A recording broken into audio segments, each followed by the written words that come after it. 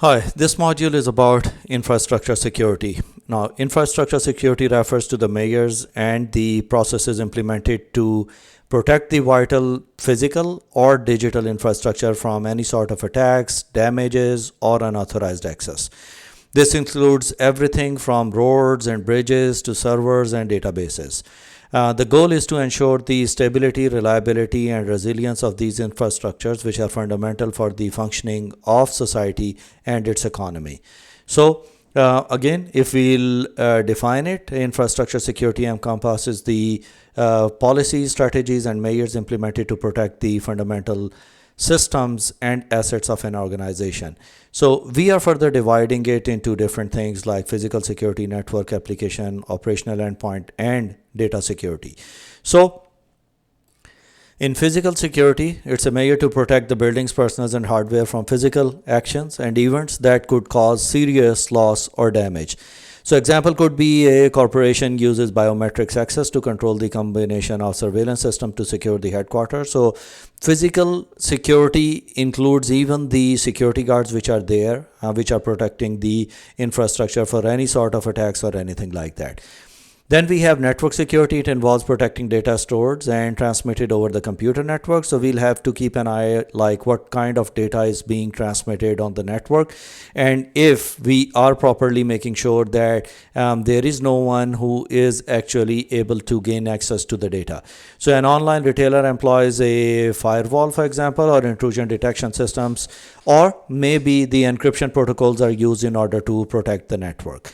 Now, then we have application security. It focuses on keeping the software and devices free from threats and vulnerabilities. So we'll have to make sure that any applications that we are developing, they are being protected from the threats and vulnerabilities. So during the application development phase, we try to make sure that all security principles are in place, making sure that once the application is developed, it is developed in a way that it does not have any sort of anomalies or vulnerabilities. Its example could be implementing regular software updates and vulnerability scan to ensure that the business applications are secure from any sort of threats. Then we have operational security. It deals with the protection of and management of the data in regard of how it is processed and stored. So using a secure encrypted database can manage the customer information and can store it in a secure fashion. It means that though we have lots of information about the customers in our databases, we want to make sure that even in case if our databases are compromised, our information would remain intact, since we might be using encryption or other methods so that the other persons cannot easily understand the data which is stored over there. Then we have endpoint security. It involves the securing endpoints and entry points of the end user devices such as desktop computers, laptops, mobile devices from being exploited by malicious actors. Example could be installing and maintaining up-to-date antivirus softwares on these company-owned devices, etc. So any devices which we use on our network, for example, desktop, laptop, mobile devices, or maybe the IoT devices, are considered as endpoint security. Then we have data security, which ensures the data is protected in rest, in transit, and in use. So the encryption of the sensitive data transmitted over the internet and stored on the company servers is thoroughly inspected and made sure that it is secure from any sort of attacks. Then we have security appliances and their strategies. Now, security appliances and strategies form a backbone of a robust security system. Each component has a specific function designed to address distinct aspects of security.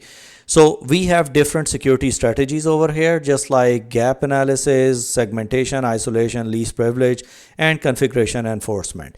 So if we look at the gap analysis, it's a method used to identify the discrepancies between the current state of security and the desired state.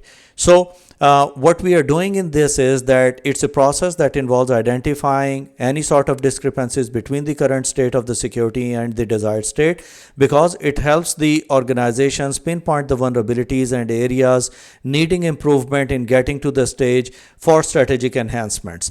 The example could be a company reviews the current cybersecurity protocols and compare it with the industry best practices, identifying the areas of improvement, etc. Then we have segmentation. The practice is of dividing the network resources to limit the access and to reduce the potential attack surfaces.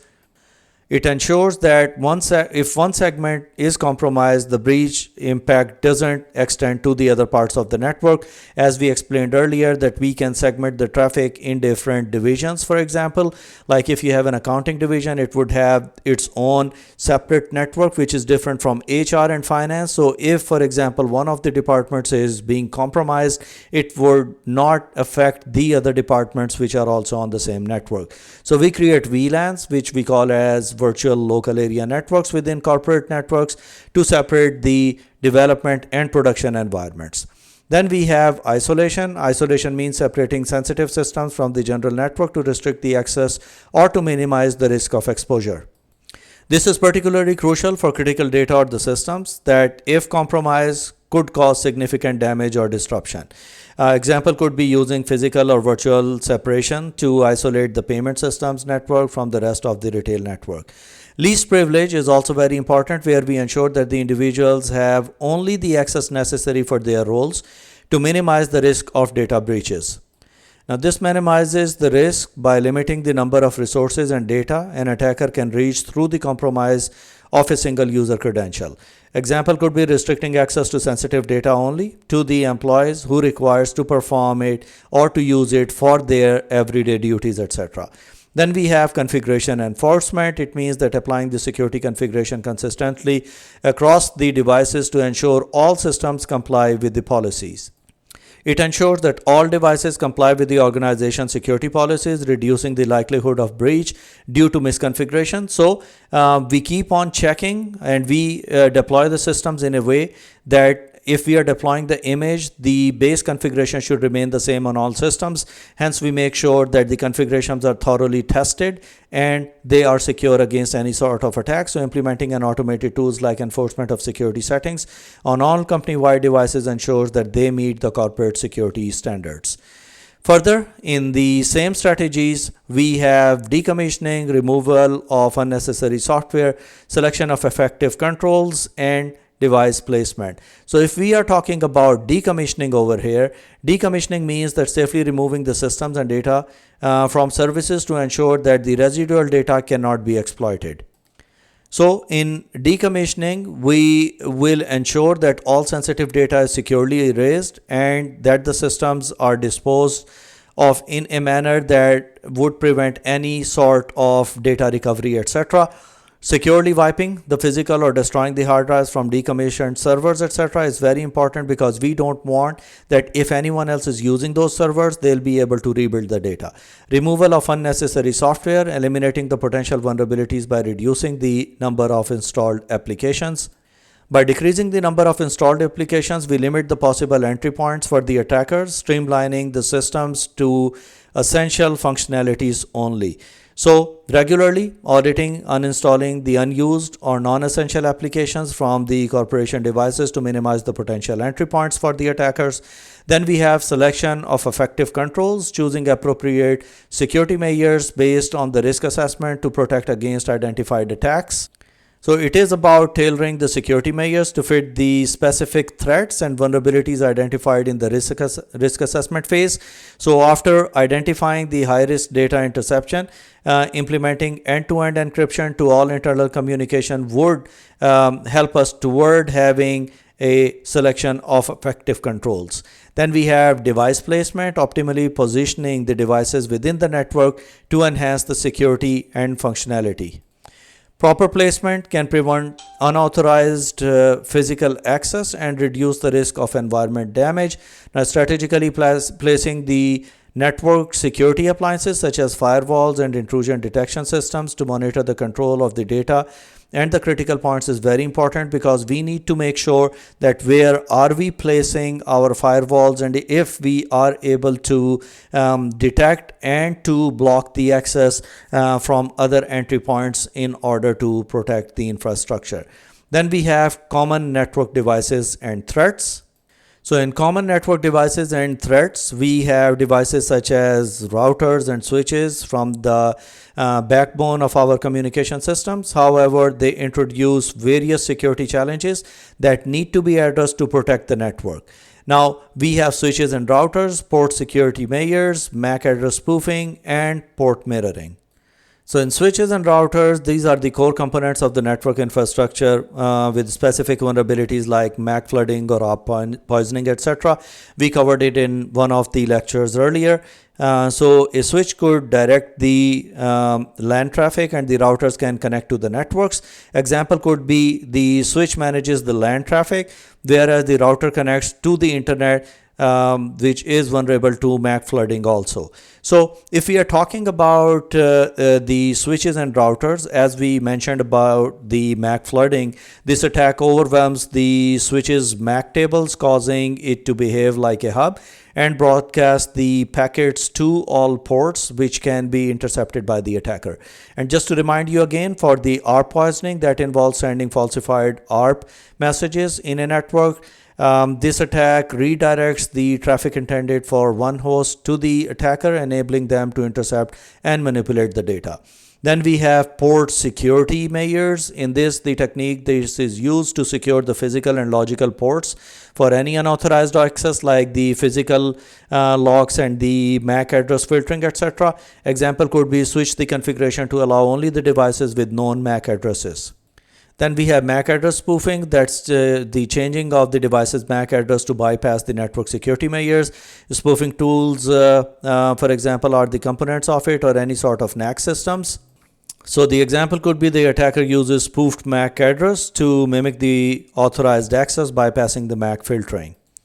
Finally, we have port mirroring. They're sending a copy of network packets from port to a monitoring port, and its components could be a source port or a mirror port. So the example is that the traffic from server port is mirrored to a monitoring device for security analysis.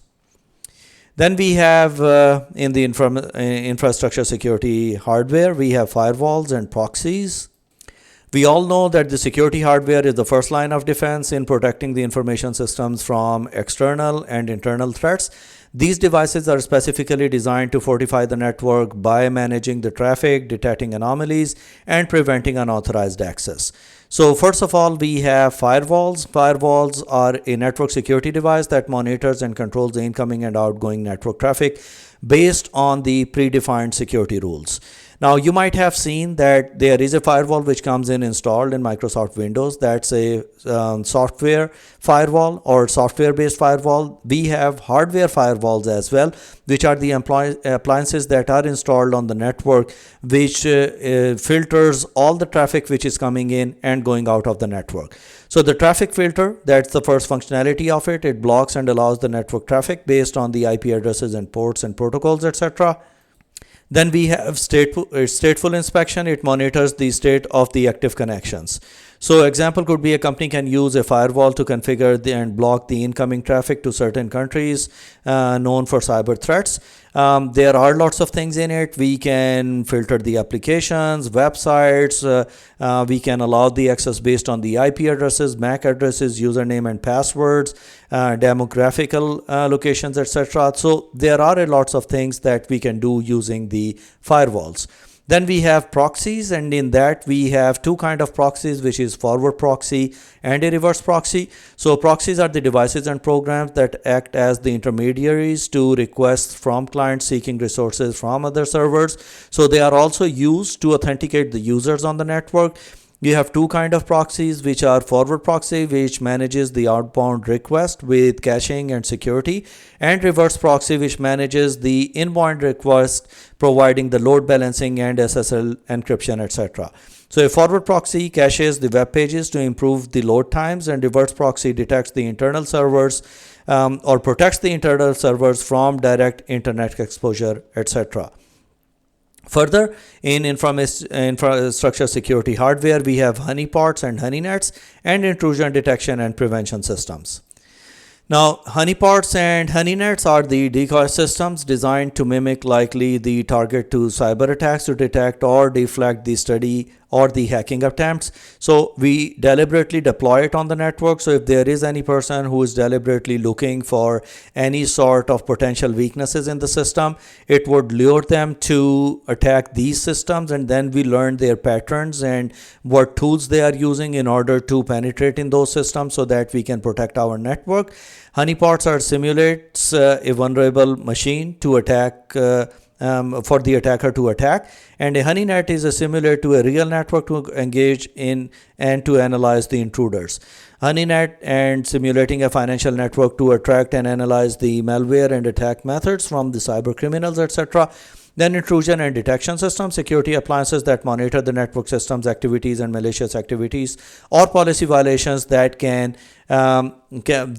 react in a real time. So intrusion detection systems, we talked about it. They detect any sort of discrepancies or kind of unique or different activities taking place on the network which shouldn't be there.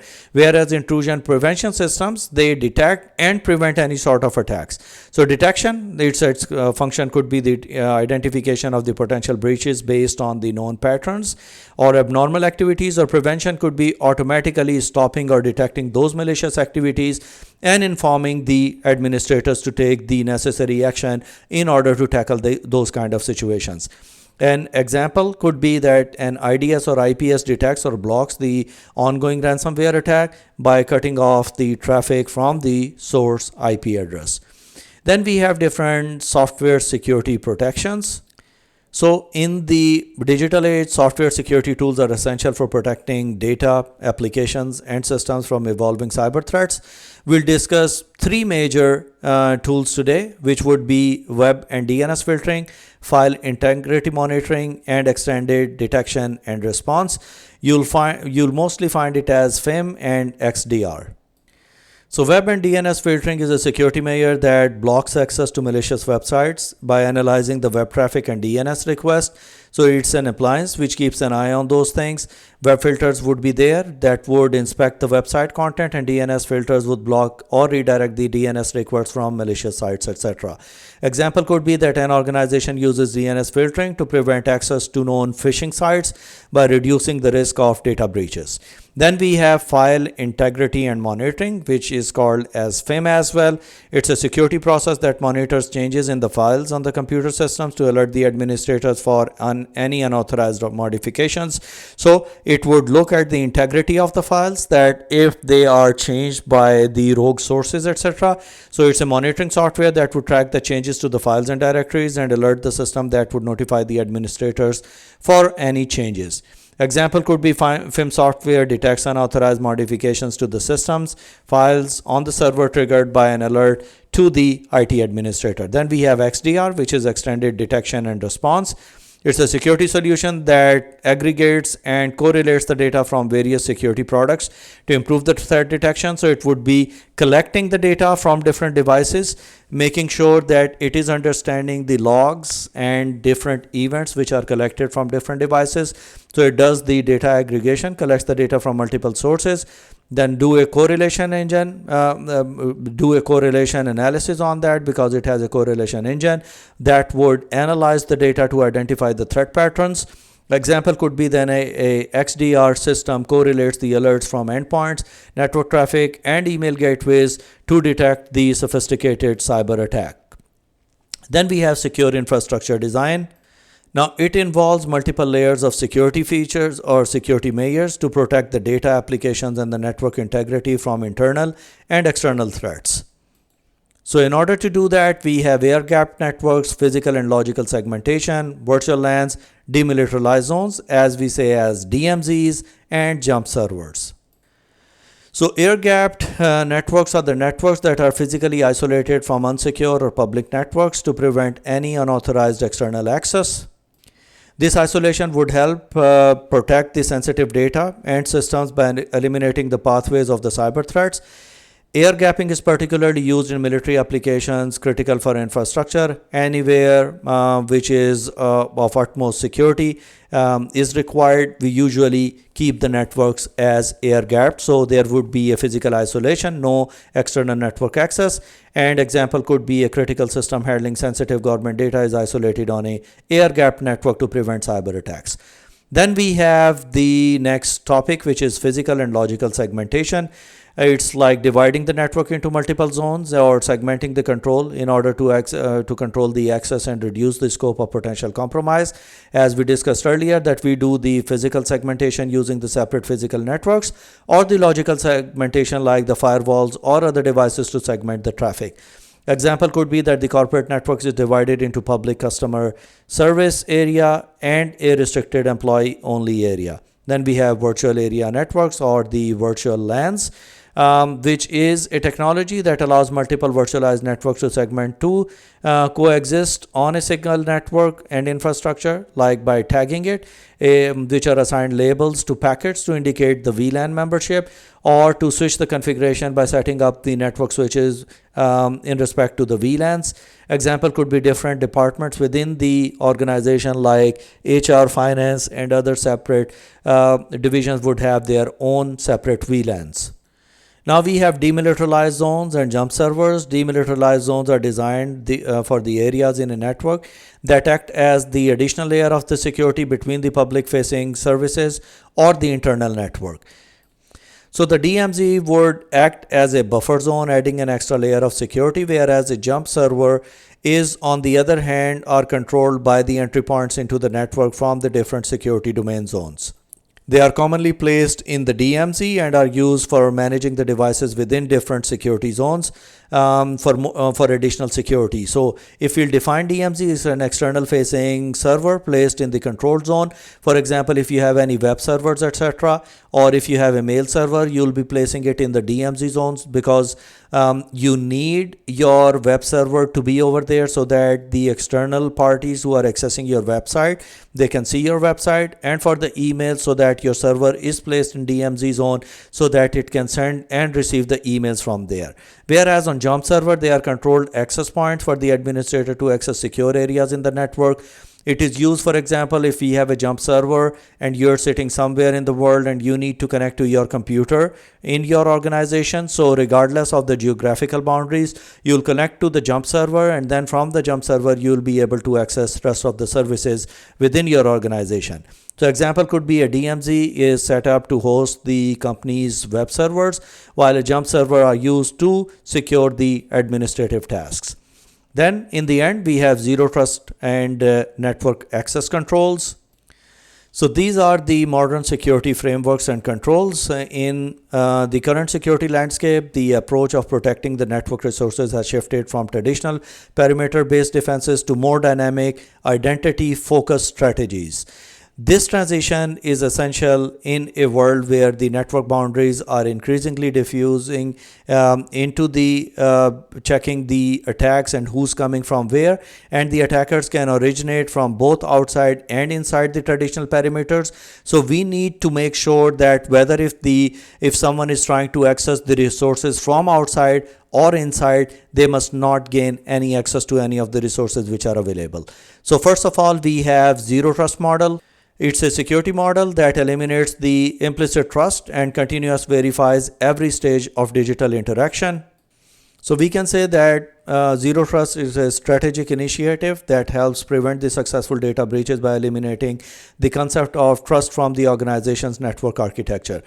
Rooted in the principle of never trust, always verify, this model requires strict identity verification for every person and device trying to access the resources on a private network, regardless of whether they are sitting within or outside the network perimeter.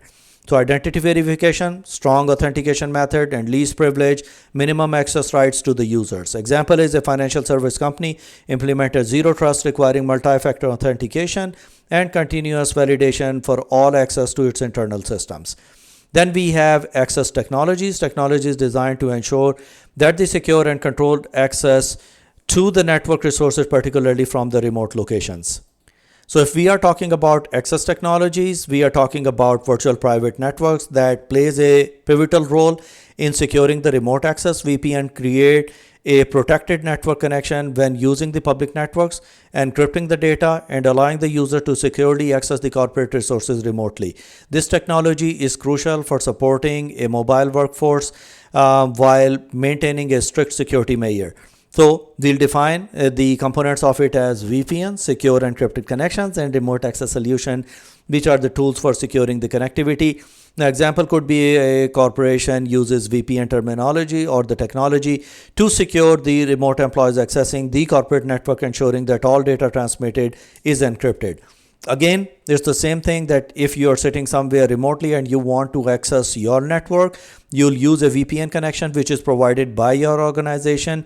It would encrypt the traffic and the communication by verifying your identity and multi-factor authentication. Only then you'll be able to access the corporate resources in your head office. Lastly, we have network access control. These are the policies and tools that allows only the compliant and authenticated devices to access the network resources. NAC solutions enable the organizations to enforce policies and devices and the users that access the network. NAC can access the device's compliance with security policies before allowing access to the network and continuously after access is granted. This includes checking for system updates, the presence of required security software, and other aspects of security hygiene, preventing unauthorized access. So, the device compliance is necessary checks which would ensure that the devices meets the minimum security standards. Authentication protocols are verifying the user identities, which is an example. For example, an organization uses a NAC to ensure that only devices with updated antivirus software and proper security configurations can connect to the internal network. So that was our lecture on information security or infrastructure security.